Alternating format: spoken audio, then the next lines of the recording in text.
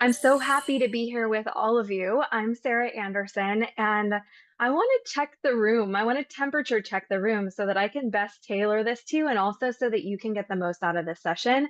We're talking about magnetizing opportunities. We're talking about your presence. I would love to know in the chat, what are you wanting to magnetize most in this season? Is it more network connections for later? Is it investment money? Is it opportunities to invest in? Is it a co-founder? What is it that you're really wanting? If you could be a magnet for something right now, what do you want to call it? People connections. Great. What else are we calling in here? What else are we magnetizing? The right partnerships. Good.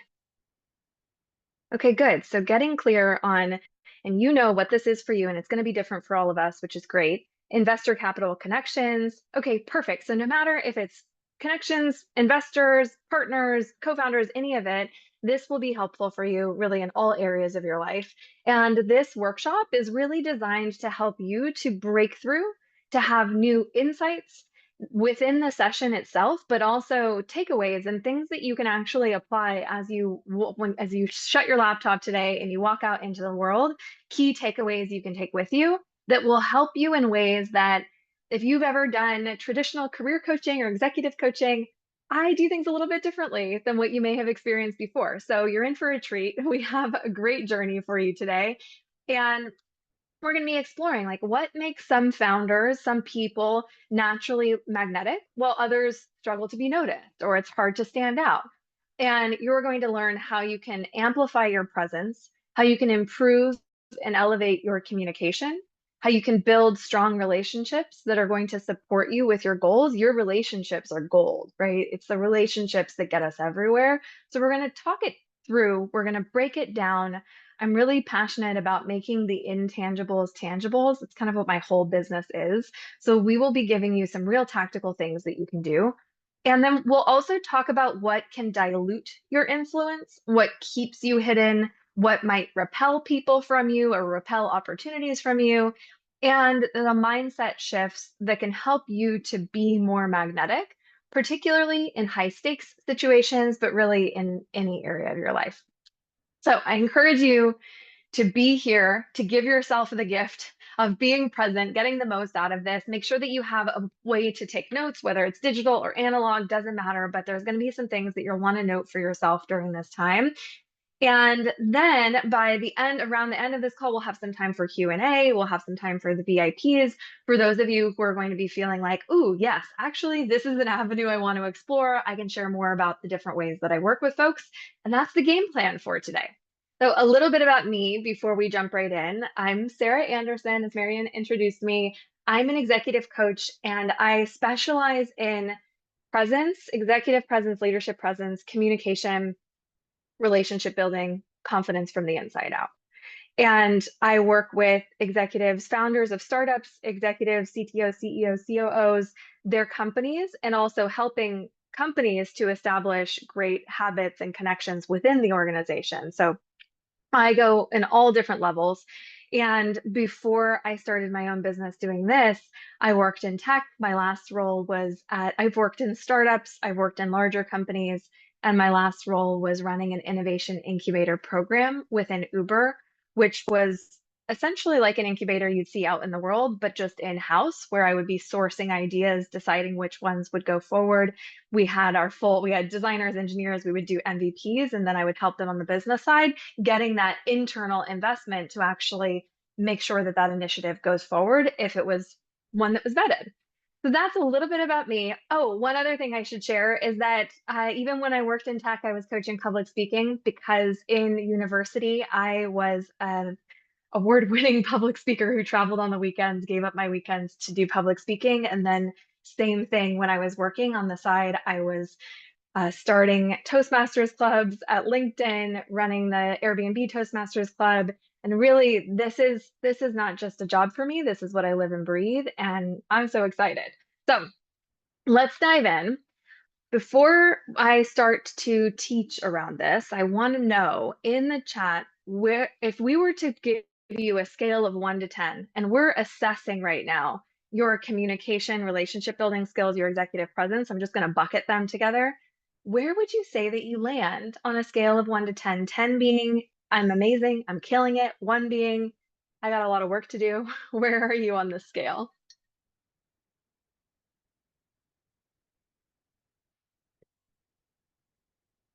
6. And wherever you are, we'll probably see a variety of answers here. Wherever you are is perfect because we like to work with reality and start from there. So, oh, yeah, thanks for the kind words.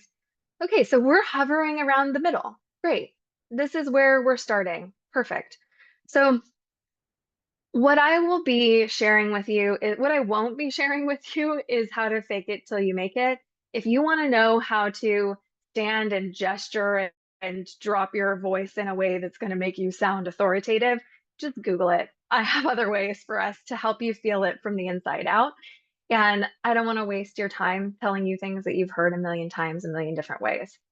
And most importantly, I don't want you to perform confidence and authority when you don't feel it on the inside, because that doesn't feel good. But also, practically, people can feel the incongruence from you. How many of you have experienced this where you're like, this doesn't, something feels off. This person seems like they're really like aggressive or they're really going for it, but I don't really buy it, or there's something a little bit off about this. So we want to make sure that you're totally congruent, that you feel it all the way through, and that people can feel your passion for your business, for what you're doing in the world from the inside out. And I also have seen firsthand that because I work with executives and I work with people in the C-suite, I see that actually it doesn't you confidence isn't a byproduct. Many of us have been told that confidence is something that we will receive like a pot of gold at the end of the rainbow as soon as we achieve whatever fill in the blank thing. This much revenue, this level within an organization, whatever it is for you. But what I know, because I've seen behind the scenes, is that there are so many people who still feel like they're just performing at the top, and then that becomes even more disturbing because where can you go from there, right? Where can you, if you thought that you were going to get it as a byproduct and you don't, then that all of a sudden becomes really alarming. So we're going to help to mitigate the risk of that and help you to feel super strong so that you can go out there in the world and people can feel you, feel your message. And exhausting. Yeah, talk about burnout. Talk about just the perfect formula for burnout. It does not feel good, and we don't want that for you. So, and you can tell. You can just tell. You can just feel it from people when there's something that's not matching up. So, get ready for something new. This is going to be a little bit different, and we're going to set the stage by just crowdsourcing some insights here. When you think about someone who is truly magnetic, who you want to be around, who you like, they have that know, like, trust, who you trust them, what qualities come to mind? Anything that comes to mind, put it in the chat. What are the things that we see from people that we're like, yeah, I want to work with them. I want to be around them. Caring, empathetic, integrity, transparent. Other people follow them. Yeah, we take cues from other people. Gravitas. Good. Like, these are the different signals that draw people in. They're trustworthy, right? They follow through on commitments. They care about people, confident, purpose-driven, smart. Yeah, they seem at ease in the room, right? They seem like they're at ease, which helps us to feel more at ease. You know, Princeton University ran a study and it was on charisma, which I think is very parallel to what we're talking about here. And they came up with what they call the charisma formula. And they found that what makes a person be perceived as charismatic is that they have equal parts of competence and warmth. So people know, they trust that this person knows what they're talking about. So they know how to demonstrate that they know what they're talking about. They're competent, they're smart. We trust that from them. But they also are warm. right? They're open, they're welcoming, they're friendly. The thing is, if you over-index on either side, it becomes an issue because let's say you over-index on warmth, then people will like you, but they're not necessarily going to think of you for the big opportunity. They're not, if they don't really know that you're competent, they're going to be like, yeah, she's nice, he's nice. Like, let's invite them to the party maybe, but they're not going to be there. You're not going to get the seat at the big table that you want to be at. And then on the other side, if we swing to the other end of the pendulum, if you were competent, but you're not warm, that's where we get the like genius asshole trope that we hear about, right? That's also not what we want because ultimately we tend to orient towards wanting to work with people who we actually want to be around. And if someone is generally unpleasant, they're just not going to get all the opportunities they could if they had that warmth. So if you're self-assessing again here, where are you on the spectrum? Warmth, competence, do you feel like you swing to one side more than the other? And I've seen both. I work with people who swing to, yeah, both sides. Warmth. And I do find that, and I don't like to overgeneralize, but because I do work with a lot of women leaders, I do find that women tend to swing more on the warmth side because there's a lot of conditioning that teaches us not to. And it's actually not just women leaders. This is also true of people coming from other cultures and immigrants, because the American culture is such that we really brag about our accomplishments, and women are told to less so than men. But we do that so much more than, say, a lot of Asian cultures, a lot of other cultures in the world. It's a kind of a shock to be able to, like, okay, I have to articulate how good I am. I'm not used to doing that. Competent. I have both, but I struggle with consistency. Okay, so maybe you like oscillate back and forth. Warmth, confident. Oh, that was confident from before. Okay, good. So again, whenever we're doing this, I like to imagine that we're scientists with goggles and lab coats, and whatever we discover about ourselves is like a brilliant discovery because it's true. And we can only start with where we are. And when we judge ourselves in the process, it's actually counterproductive to making change because then we get stuck in just like feeling bad about ourselves or getting down on ourselves. So wherever you are, it's like, great, okay, cool, we can work with that. And we can get so, when people can trust your competence and they also feel your warmth, they want to work with you. And we get so caught up in proving ourselves, especially when we need something, or we feel like we need something, like, oh my, I need first like test case study clients, or I need investment, or I need whatever, I need a job, whatever it might be. I need a partner, boyfriend, girlfriend, husband, wife. Then all of a sudden we feel like we're coming from a deficit and we're like, oh, we get this needy energy. But people really just respond well to people that they enjoy being around. And in a little bit, we'll talk about relationship building. This will be important for that too. But we hire people we want to be around. We respond well to people we want to be around. And we invest. You hear this over and over again, right? When people are investing, they're not just investing in the product, they're investing in the team. They're investing in you, in their trust that you can get it done, and their trust that you are going to be a good leader for this project. So we want to find the right balance, not being overly warm and friendly because that can undermine our competence, or because we don't articulate our brilliance. And we don't want to be too just in our knowledge. I'm amazing, but I'm not empathetic, right? That was one of the qualities we wrote in the chat earlier. So how do we do that? I told you that I'd be breaking things down more tangibly so that we can actually look at things. So one is the awareness. You have the awareness. Okay, I stand over here or I stand over here. How can I cultivate maybe a little bit more warmth? Or maybe it's, how do I get good at articulating my brilliance, what I'm good at, my zone of genius? Because that is a skill in and of itself. And I don't have to tell you, I know, especially since you're in this room, you know that it's not enough to just be really good at what you do anymore. It never really was, but now, especially with AI and how rapidly things are moving, you have to have the soft skills. You have to also be able to articulate what you're good at. And also nobody has an attention span like they used to. So you really have to be able to do it quickly. People have to get it quickly. So that's something to keep in mind for yourself. But I really want to move on to, Like, how do we enhance and elevate our presence and how people experience us beyond this warmth and competence? How do we cultivate this very nebulous executive presence or leadership presence? How can we walk into a room and people can get like, oh yeah, that person can lead. I can see that.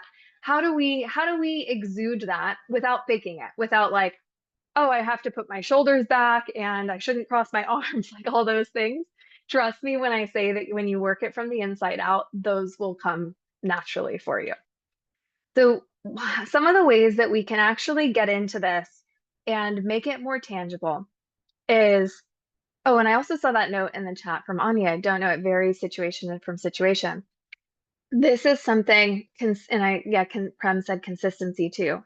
This is something you might notice that in certain situations, you feel completely confident, competent. You don't have any problem asking questions. You don't have any problem giving opinions. But then you walk into a different room with a different group of people, different context, and you ask yourself, like, what happened? Where was that charismatic version of myself? Where was that opinionated version of myself? Why did I shrink in one room, but I feel strong in another?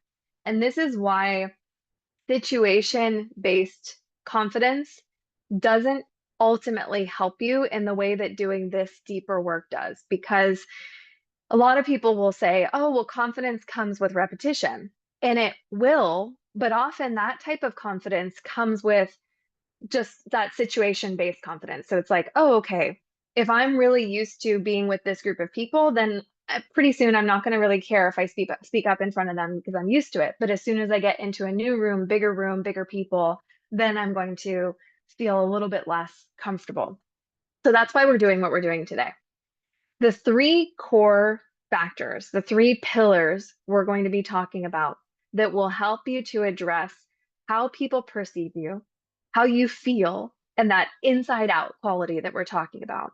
One is your mindset, your inner dialogue, the stories that you're telling yourself in your head, the assumptions that you're making about the world. And a fun fact, we all have about 70,000 thoughts per day. It's a lot of thinking. And 95% of the thoughts that you have today, you had yesterday, and you're going to have them again tomorrow. What that means is a lot of what we're thinking is pretty rigid. And if we have negative thought patterns about ourselves, about what's possible, based on who we surround ourselves with, then it's going to be really hard for us to break through. And one of the first things that we can do is to start bringing more awareness to our thoughts and what kind of thoughts we have in these different situations, especially the ones that you want to get better at having great executive presence in. So one is mindset. Then two is nervous system. This is something that's just becoming, it's more on the edge, but it's becoming more popular. And if you haven't been hearing about it, you'll be hearing about it more. It's like how mental health, we didn't hear about it and then it became more popular. Now it's nervous system. And our nervous system can really be impacted by and dictate how we show up in the world, how consistent we are with our motivation, how other people perceive us. And we can actually, oh, thanks, Marianne. I'm just speaking, no slide. Yeah. Yeah, so our nervous system our nervous system will really impact how people experience us. And I will give an illustrative demo with my hands right here. So one example of how this impacts us, how this shows up in our life is if you were to look at my hand, and this is my forehead, this is my brainstem, right where my wrist is. What happens when we're in an activated, stressed out state, call it fight or flight if you'd like, is what happens is we do what they call flipping our lid. And when we flip our lid, what's really happening is the connections between our prefrontal cortex, the most modern part of our brain, the part that has higher reasoning, the part that doesn't develop until after you're a toddler, right? Toddlers don't really have that part becomes disconnected from the rest of your brain. So this is why sometimes when you're really stressed out, it's like, I can't think straight. I can't think straight. I'm not sure. I circle, I'm overthinking. And you see this in other people when they're super angry, when they're high in their emotions, they're not able to think reasonably in the way that they normally would. So when you have a handle over your nervous system, then you're going to be able to show up more level-headed, more consistent, and other people will also feel that from you.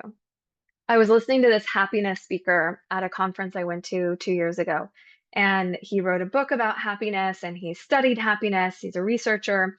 And they did this study where they put a plants, individuals in a subway station. And this person who went into the subway station, their job was to look impatient. So they would start checking their watch, sighing, putting their hands on their hips, tapping their feet, looking around.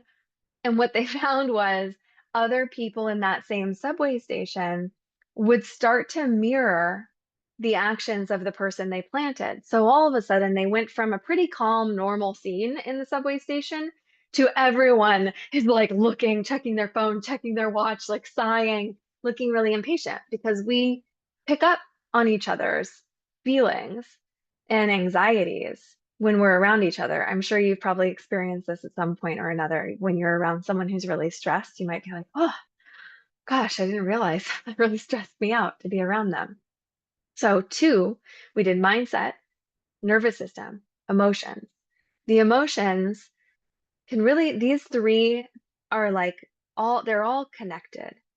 So, the emotions are impacted by the thoughts that you're telling yourself, your nervous system, all of these things are connected. And I'm going to help you to address them one by one today with some exercises. So I want you to take out, if you're driving, totally fine, but if you can, I highly recommend taking notes. Pen and paper is great. It actually does something different in our brain and it helps us to access our subconscious more than typing. So if you can, but either way, no problem. Let's work on the mindset piece together first. So think about a situation that you have coming up or that you had recently where it felt high stakes. Maybe it's in relationship to what you're wanting to magnetize, the thing that you said at the beginning. Think about the situation and this high stakes, maybe stressful situation, one that you really want to do good in. And either when you were in that situation or when you're anticipating what it's going to be like when you get into it, maybe it's a speech or an introduction to investor or pitch, something that you have coming up, and just start to get curious with yourself. What are the thoughts that are coming with that situation? What are you believing? What stories are you telling yourself? It might be, oh my gosh, I'm not prepared for this. They don't like this. I'm not qualified for this. I'm going to fail again. Just warming you up with some potentials that I hear often. But take a moment to write that down for yourself. What are some of the thoughts and stories that are playing in your head? And you may not have consciously noticed them before, or you may, but check it out for yourself.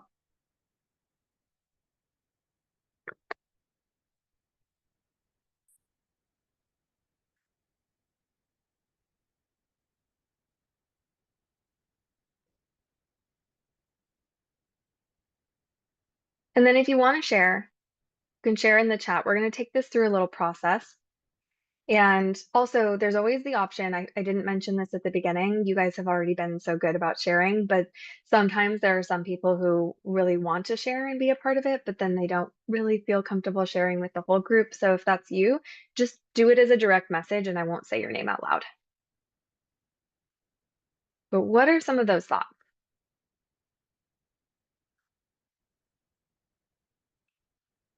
Felt like history repeating itself during the situation. Like, oh my gosh, yeah, like, oh, this is going to happen again.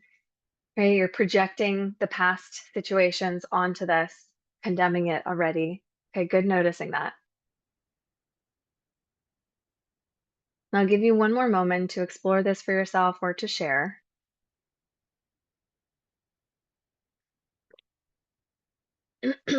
Not being fully excited about public speaking.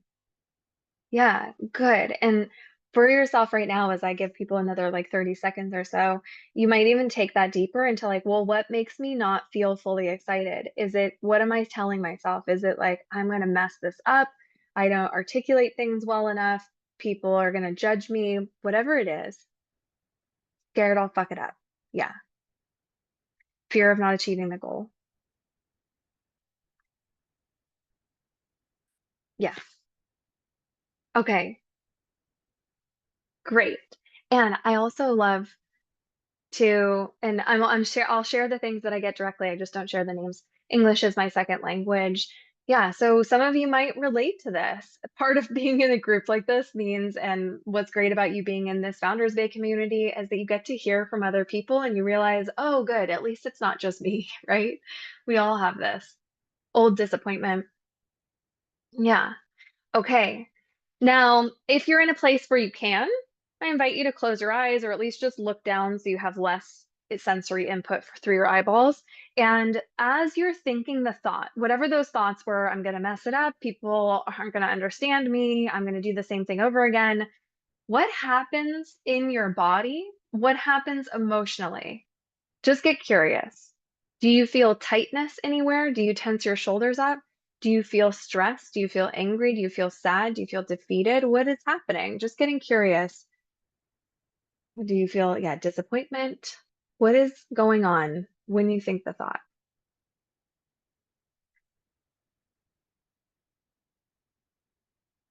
And then as you notice what that feels like, then how is this impacting how you show up? Now, we're going into this situation that we're exploring. Everyone's situation is different, but you are about to speak or you're about to do whatever you're about to do. Then you have the story come in. Oh, I'm going to mess it up. They're not going to understand. I'm going to disappoint people. Then you feel, what is it that you feel? How does it make your body feel? And then how does that impact what you do or you don't do or how you interact with people while you're in that state, while you're thinking that, while you're feeling that? Let me know how it's showing up for you, how it helps or how it impacts how you show up. How do you think it affects your energy and your present? I feel shrunk or I talk more formally. Yeah. Oh, that's such a good subtle one that does come up often. We feel like we need to like bolster ourselves up, and so we'll be more formal, maybe more rigid, maybe more guarded. Not saying for you specifically, but just something I see often. Stressed, melting feeling in the lower back. I lose clarity and ability to articulate. Yeah, exactly. That's that prefrontal cortex going offline. You're like, oh my God, I totally know words. Where are they? I don't know. I lost them. Yeah, what happens? Is this, and this is such a, it's going to sound like a silly, obvious question, but it's also an important part of this process for your brain to process this. When you're feeling these feelings and you're showing up in this way, is it helping your goal or is it helping you to show up as the leader that you want to show up as? Are these thoughts supporting you showing up as the leader that you want to show up as?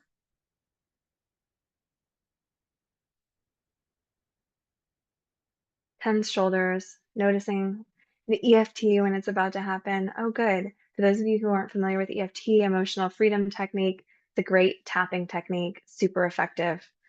I have some specific ways I love to use that. Yeah. So is it helping you? Tell me in the chat. Is it helping you be the person you want to be and be seen as?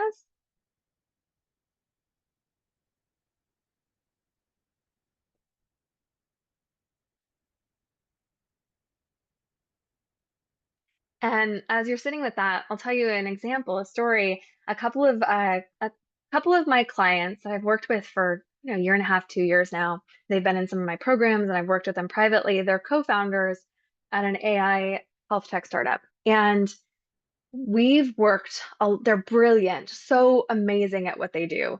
And they knew that when they're going into rounds of funding, when they're starting this new product, that they really wanted to be on their A game as far as how they show up as leaders and how they articulate. And like I said, I love making the intangible tangible. So with one of them, one of the examples was she was like, I want to feel really good about at least 75% of the interactions that I have with other people. When I have a conversation with someone, when I walk away from it, I want to be able to self-assess and be like, yeah, I'm good. I feel good about how I showed up. So that was something that we put into place. And then how we worked on it are these things that we're doing right here today. Just starting to notice, and the nervous system part that we're going to do next, just starting to notice, okay, like this is what's happening in this situation. I'm prejudging. I'm imagining this is going to happen. This is how I'm showing up. I'm being guarded. I'm being more aggressive, whatever it might be. Right? That's how we got it. We're, I think a year in, she was like, I'm at 85% now. I feel good, 85%. So these things make a difference. And unchecked thoughts, emotions, stress, they create this internal volatility, and this will sap your energy. These are the energy leaks that happen. It is already enough of a roller coaster to be a founder, to be an entrepreneur, business owner. It is enough of a roller coaster without amplifying the ups and downs through these thoughts, or particularly the downs, right? Then we have to take so much energy to bring ourselves back. So becoming more resilient. This will help you to become more resilient. And one of the things that can also help is to bring in some counter evidence, right? So something that you can do now is thinking about those thoughts that you had. Okay, I'm not good enough, they're not going to understand me. Like, what is some counter evidence that you could point to that show that maybe that isn't 100% correct? So that's something that you can take with you to start to shift this for you. Okay, so I want to move us from the mind into the body. As we saw, they're completely connected.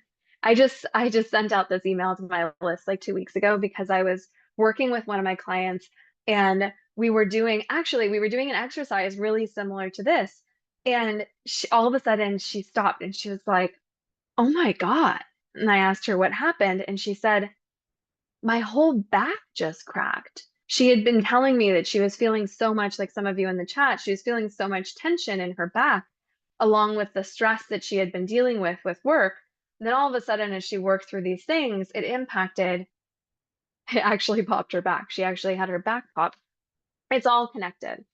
So, what we can do for regulating our nervous system, there are so many different ways. Just noticing at first can be really helpful. Also, tools like wearables, like this is an Aura ring, that can be helpful for you to really gauge how much time you're spending in high stress states.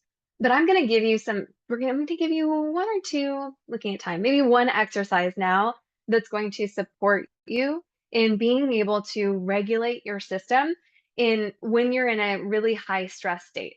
This technique is called 5, 4, 3, 2, 1.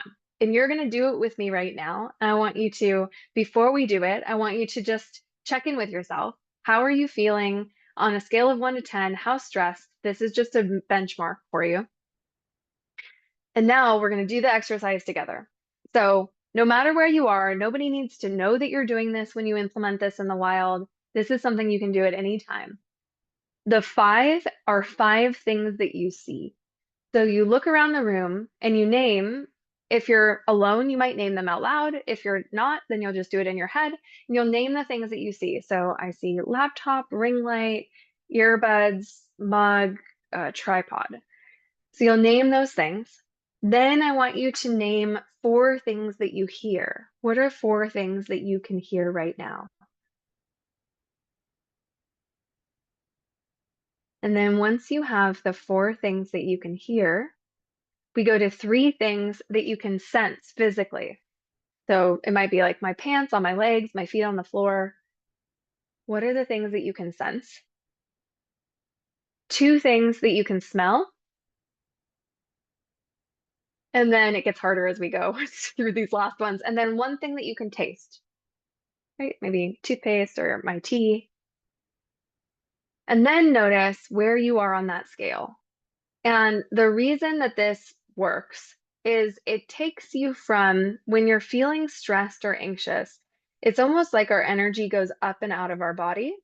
And this helps us to bring us back to our surroundings. It's actually something that's used with people who have panic attacks.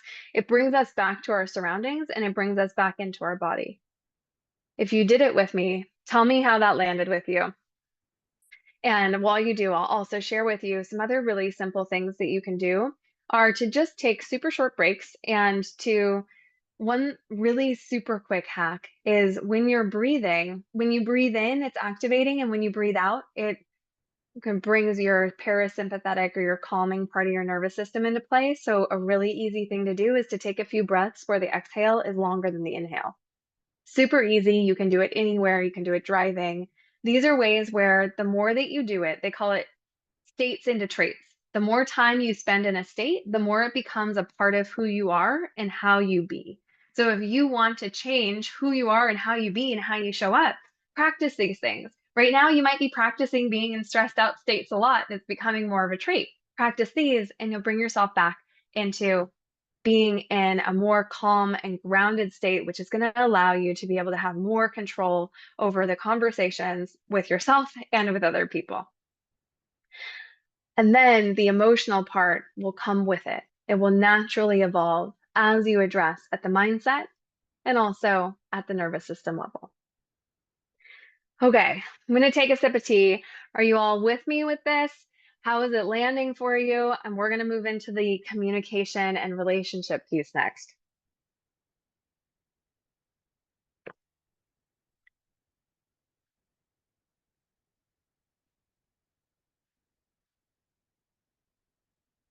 Good. It's landing. Love to hear it.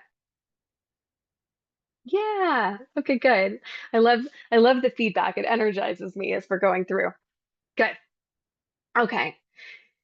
So, networking, right? We've got to do it. Some of us like it more than others. We have to make connections. Really want to reframe it from networking into fostering and nurturing connections with other people. I am drinking, speaking of calm, I am drinking a lemon balm tea right now. Great way to, when you're taking a break from caffeine, drink a little bit of a calming tea. Yeah. So the networking piece is really about your relationship building.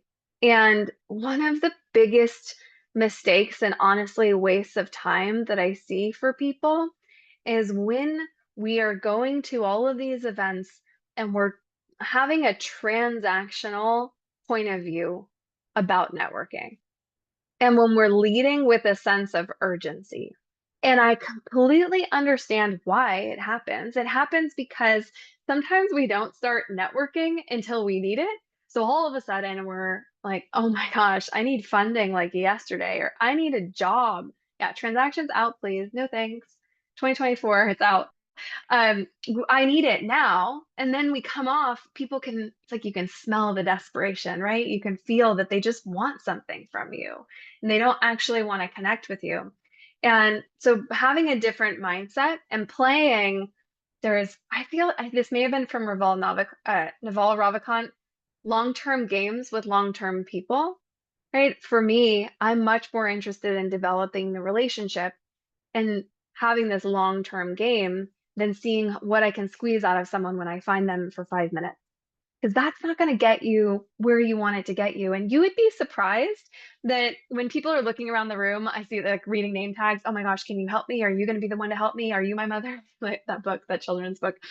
Instead, really being able to connect with people on a deeper level, knowing that, like finding the people that you vibe with, because you never know where that conversation can lead you. I am telling you that there have been so many times where it's not necessarily the person that you think would be the best person for you in the room based on your goal. There are other people, they talk to other people, they can connect you. Make the connections first. And the desperate energy is repellent anyway. Nobody really likes to have someone come up to them and feel like they're just trying to squeeze something out of them. So establish the connection first and foremost. Build relationships before you need them, if possible, if and when possible. Approach your connections with curiosity and not with expectation.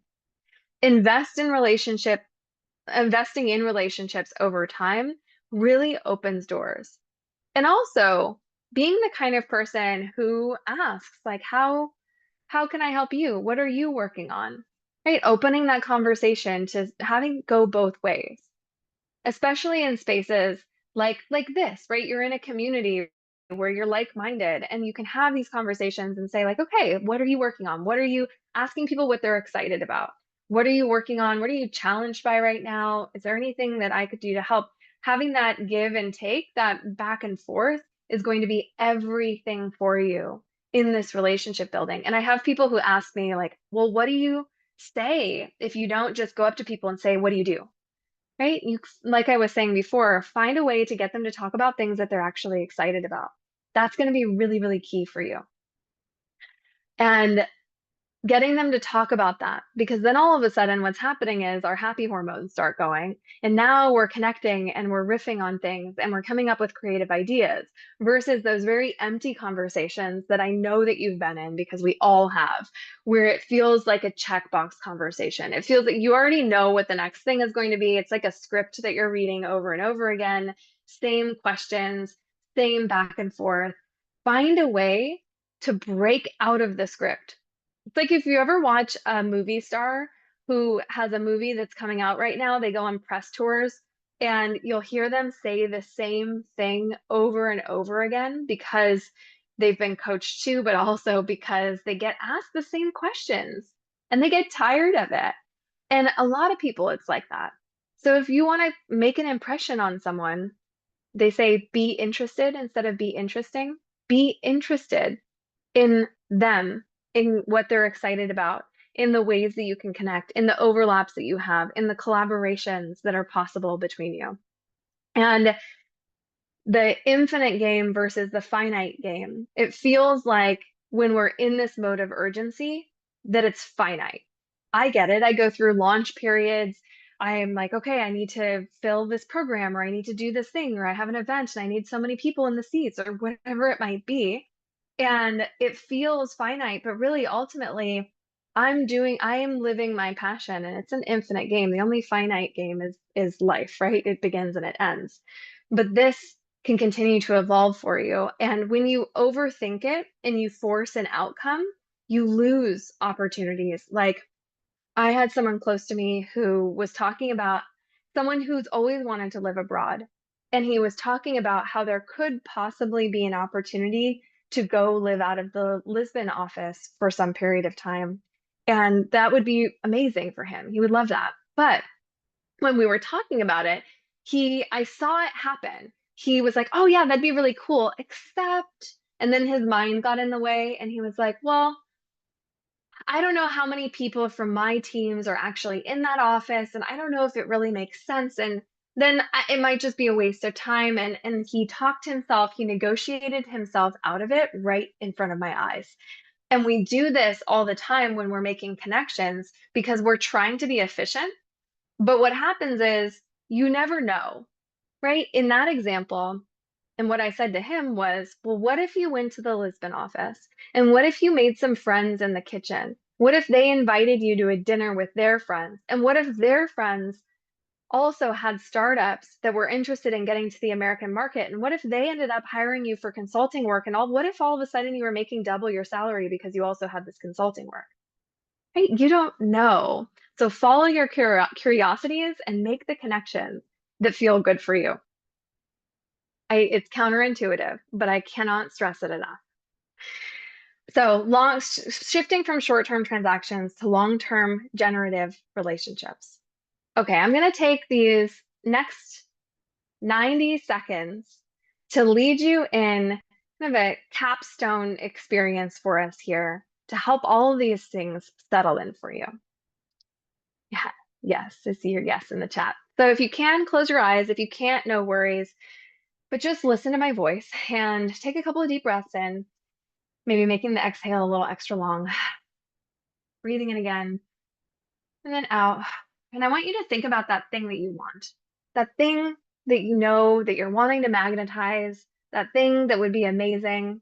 And I want you to imagine that you're in that situation that before maybe made you a little bit nervous and you had these different stories. But instead, this time you let go of them.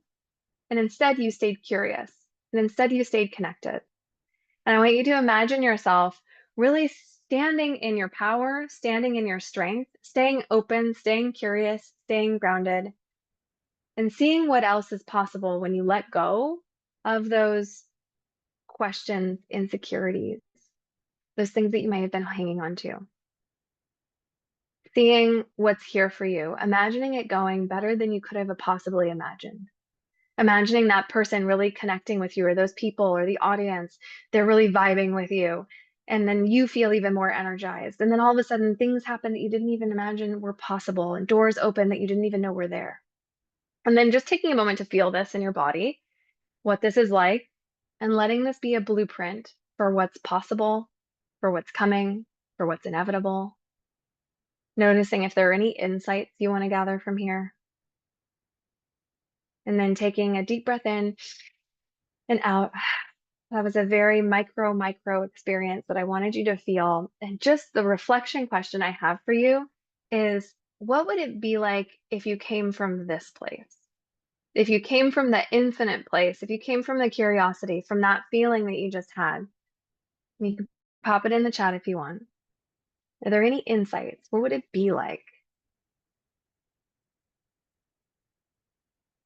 These are the things that are the foundational pieces that are often the missing piece for so many people that I end up working with that find me, because there's all this strategy, and all the strategy in the world doesn't work, or at least it doesn't work as effectively when we're fighting ourselves, when we're on the roller coaster, when we're doubting, questioning, negotiating ourselves out of things.